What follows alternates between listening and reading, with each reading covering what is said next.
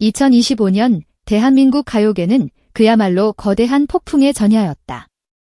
수많은 아이돌 그룹이 1분 1초 단위로 새로운 기록을 쏟아내고 차트는 매시간 주인이 바뀌는 치열한 전쟁터였다.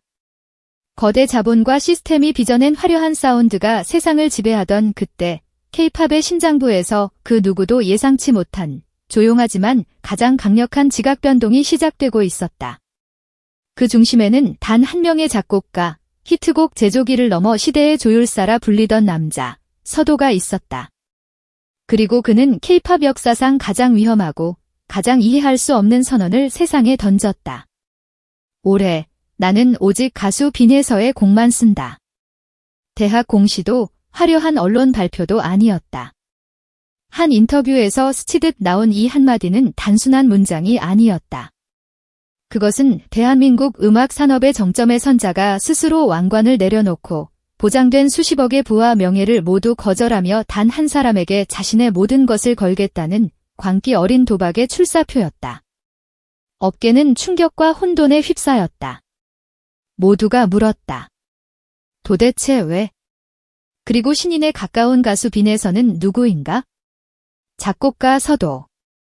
그의 이름 앞에는 언제나 미다스의 손이라는 수식어가 따라붙었다.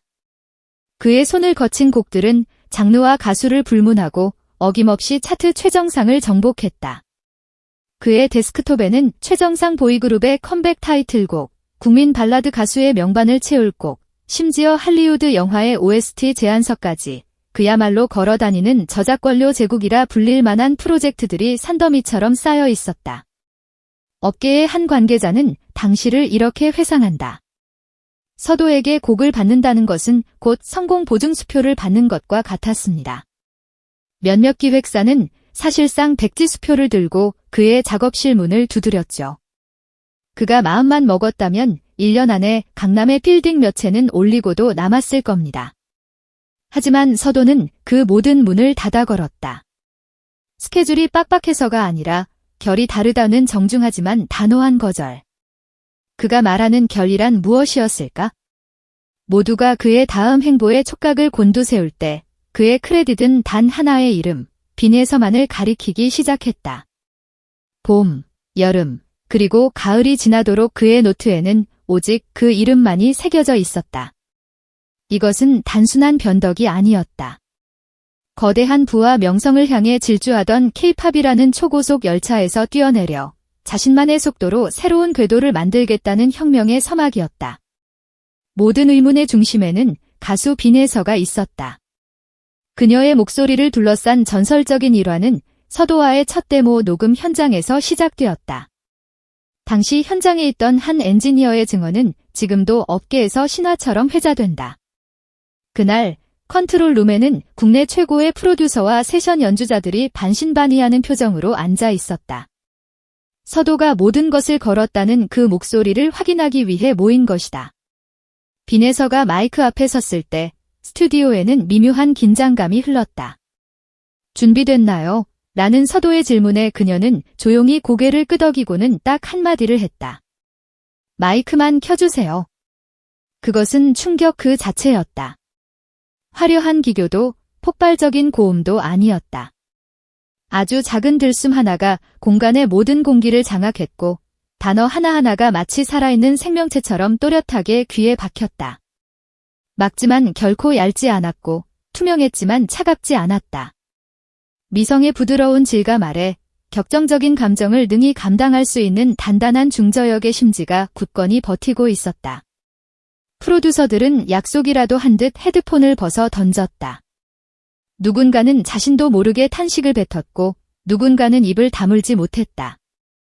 그들은 방금 K-팝의 미래를 바꿀 비밀 병기의 봉인이 해제되는 순간을 목격한 것이다. 서도는 그저 미소만 지을 뿐이었다. 그는 이미 알고 있었다. 빈에서의 목소리는 작곡가가 무언가를 채워 넣어야 하는 대상이 아니었다. 오히려 작곡가가 가진 모든 것을 덜어내고 비워내야만 그 진정한 가치가 드러나는 악보가 필요 없는 소리라는 것을. 독점은 창작의 지평을 좁히는 선택이다. 최고의 작곡가가 문을 닫는 것은 업계 전체의 손실이다. 서도의 선택에 비판과 우려가 쏟아졌다. 수많은 가수들이 그의 곡을 애타게 기다리는 상황에서 그의 밀실 작업은 오만하고 폐쇄적인 행보로 비춰지기도 했다.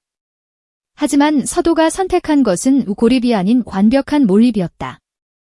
그는 빈에서라는 단 한 사람의 치수를 완벽하게 재단해 세상에 단 한 벌뿐인 옷을 짓는 장인의 길을 택했다. 그는 빈에서의 목소리가 가진 최고의 무기가 바로 겹에게 있음을 간파했다. 첫 소절의 들숨을 위해 박자를 미세하게 늦추고 말 한 끝의 떨림을 극대화하기 위해 인위적인 비브라토를 제거했다. 오히려 하지 않음으로써 감정의 공간을 무한대로 확장시키는 설계. 이것은 그의 위험한 도박의 핵심이었다.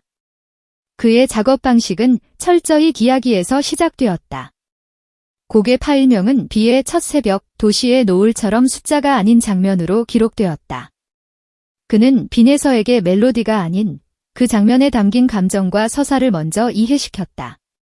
청자는 노래가 아니라 가사를 먼저 들어야 해요. 그 다음에 멜로디를 기억하죠. 그의 이 원칙은 빈에서를 만나 비로소 완성형이 되었다. 마침내 서도와 빈에서의 미니 앨범이 세상에 공개되었을 때 시장의 반응은 폭발적인 환호가 아닌 깊고 조용한 파장이었다. 타이틀곡은 3분 40초짜리 한 편의 서사극과 같았다. 화려한 전자음 대신 악기 본연의 숨결이 살아있었고 지나친 기교 대신 가사의 선명도가 무대를 지배했다. 그리고 그들의 무대가 끝났을 때 기이한 풍경이 펼쳐졌다. 거대한 함성보다 먼저 객석을 채운 것은 약 1초간의 완벽한 정적, 그리고 이어진 관객들의 작은 끄덕임이었다. 그것은 훌륭하다는 감탄을 넘어 이해했다는 깊은 공감의 표현이었다.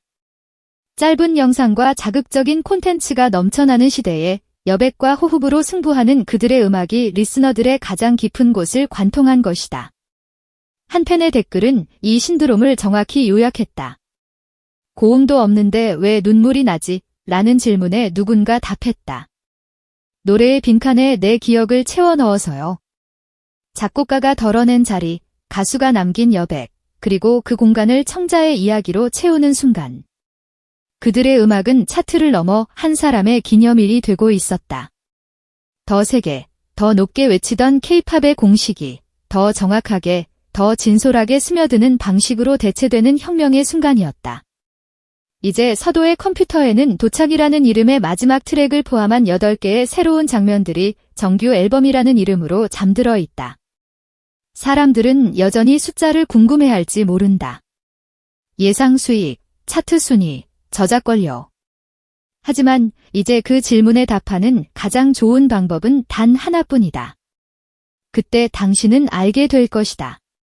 왜 천재 작곡가는 기꺼이 문을 닫았고, 왜 한 가수는 그 좁은 문을 통과했는지, 왜 하필 서도였는지, 그리고 왜 빈에서여야만 했는지, 그리고 왜 우리는 숨막히는 정적 끝에 다시 재생 버튼을 누를 수밖에 없는지를.